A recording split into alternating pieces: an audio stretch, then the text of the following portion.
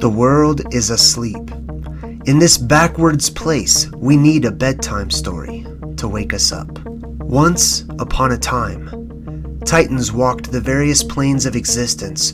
Taller than skyscrapers, these beings left their mark on each realm they visited as they shaped the world to their own desire. At first, our realm was a fantastic paradise in comparison to the world that we know today, only conceivable to the strongest of imaginations and creative minds. The Titans lived off of the massive vegetation that once covered our world, while they had it. But soon they would share their world with the Elven race, or the gods of old. These were giants in comparison to us, but smaller than the Titans. The Ale made their home among the giant mushrooms and towering trees in the ancient Sylvan world. Peace was all that was known until the Titans' resources started to run thin. The Titans terraformed the world, taking its resources to create things for themselves. In their own minds, they were creators. They left us with canyons, mountains, volcanoes, and deserts, but to the elves, they became known as the destroyers of the world and the reapers of life. The war between the gods had begun. Up until this time, the world may not have been carbon-based, but silica. The cities of the gods were more like the land of Oz or Superman's Krypton. The elven race lived among nature, working with it in harmony. As of yet, there was no bad weather to speak of, so the Titans were content to roam the countryside. There was no moon, but there was a massive black light called Saturn, which gave the world an avatar-like glow. At times, the porcelain-white, scale-like silica skin of the gods glowed a beautiful blue under the purple haze of the Saturn sun. But when the war came, the two races developed terrible weapons to rid the world of each other. The sky itself was weaponized. What we call planets were once much closer and much bigger up above. They discharged massive lightning bolts that shook the world with the thunder of the gods, scarring the earth and marking each bolt with what we call craters today. The silica pillars that once towered above the clouds used to act as a conductor for the lightning bolts of the gods, but most were cut down, leaving only their massive stumps to survive the ancient world. Obelisks were created to concentrate the firepower of the Death Stars into designated areas. The same tools the Titans used to cut down the ancient world they used against the gods, and the gods in turn used their advanced technology and magic against the Titans. Eventually, the energy that holds all things together became unbalanced. Nature was taken for violent delights. Peace and harmony went into hiding as the illusion of separation grew even stronger. New illusions were created and amplified as more astonishing weapons were introduced.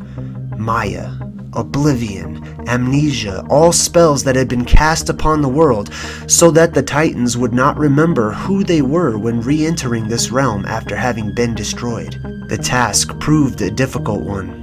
Many councils of the elder Sylvan races were held before the decision was made to unleash cataclysm, a devastating flood that would wipe out all remaining life on Middle-earth, including the Titans. The survivors made it to the mountaintops, waiting for the shadowy abyss to recede.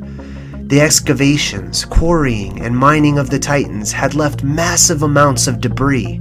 This debris mixed with the invading waters of a mud flood of tsunamis swept across the realm. Those who could not find the mountaintops were trapped within the muddy debris, asphyxiated or drowned. All life that had been washed over became mineralized, and when the waters receded, the gods descended from their safe haven on the peaks to find the world they had once known, the Sylvan world, the Age of Saturn, petrified and turned into stone.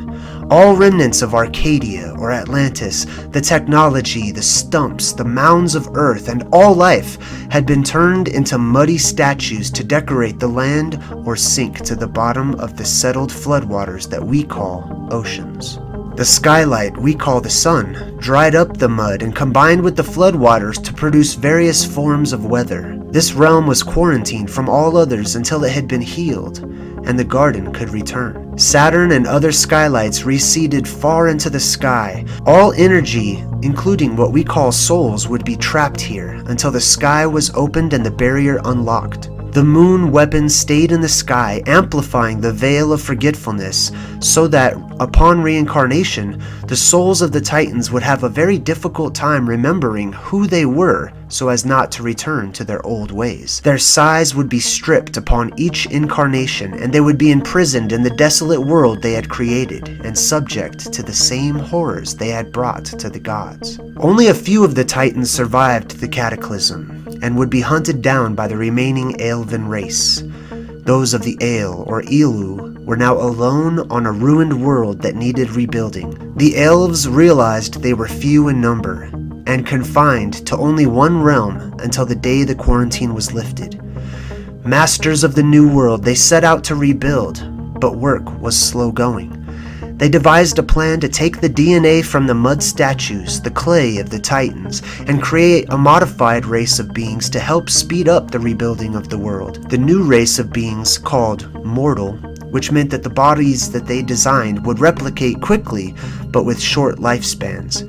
There was trial and error in creating the new race, producing varied results, some of which died out, and some of which lasted, each with various abilities and design. The creation of a new race brought division amongst the gods. Morality came into question and more councils were held. What rights would the new race have? If the mortals could replicate vessels, the Titan souls would become incarnate once again. How were they to be controlled? What knowledge would be afforded to them? What rights would they have? Factions arose from within the clans of the elven race. Some had grown bitter about being stranded to watch over the rebuilding of the dead world.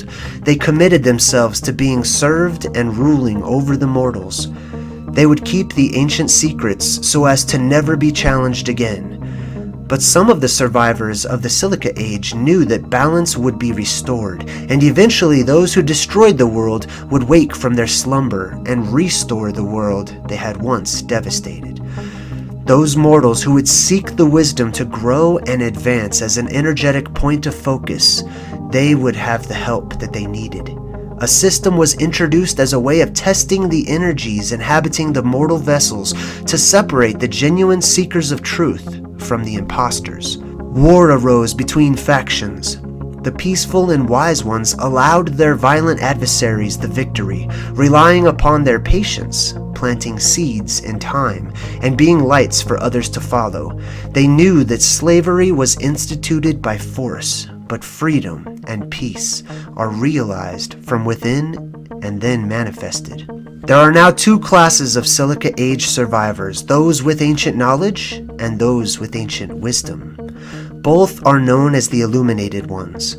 To those mortals who would help to better this world, secrets have been passed down in story form, allegory, and metaphor.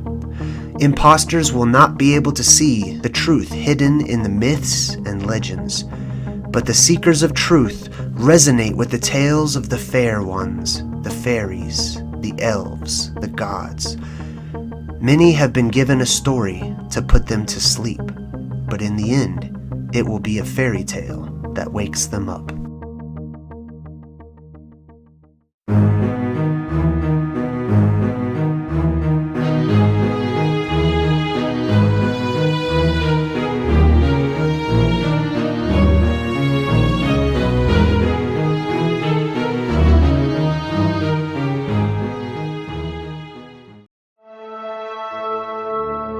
JayDreamerZ, think outside the box.